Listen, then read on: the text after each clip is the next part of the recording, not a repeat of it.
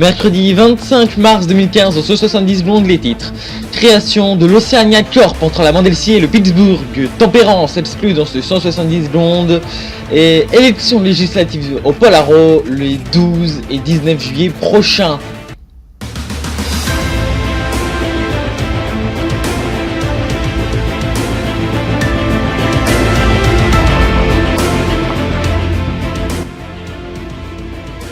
C'est officiel, depuis ce week-end, la Mandelsi et le Pittsburgh ont créé une organisation de mise en commun de leurs armées, le Oceania Corp. Les deux armées nationales sont donc dissoutes pour fusionner dans cette nouvelle organisation militaire.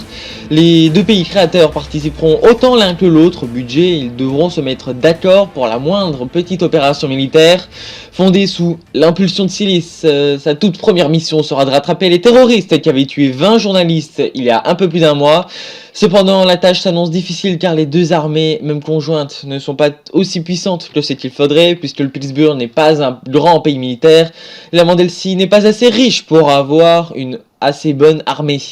De plus, en plus d'un mois, les terroristes ont eu assez de temps pour aller n'importe où sur le globe, et les chances de les retrouver sont donc extrêmement minces. Tempérance refera bientôt parler de lui. Il y a un petit moment maintenant, Sakuro a annoncé de grandes mesures pour Tempérance. Nous en savons aujourd'hui un peu plus sur les projets de l'IEGC. D'après nos informations, ce sont une dizaine de nouvelles infrastructures qui devraient bientôt être ajoutées, dont une pour l'énergie. On annonce également un remaniement de l'ensemble des ressources attribuées à chaque des infrastructures ainsi qu'aux outils cartographiques du site du Mont GC.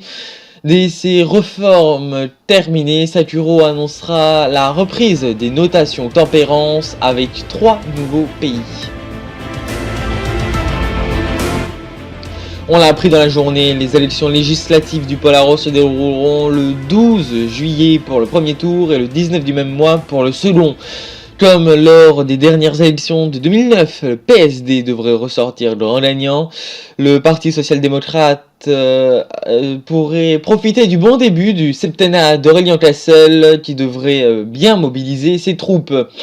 Le P pourrait lui perdre des voix, réplique des scandales qui ont secoué le parti l'année dernière et qui ont mis en danger sa deuxième place sur l'échiquier politique, comme lors des dernières élections philiciennes. Affaire à suivre donc.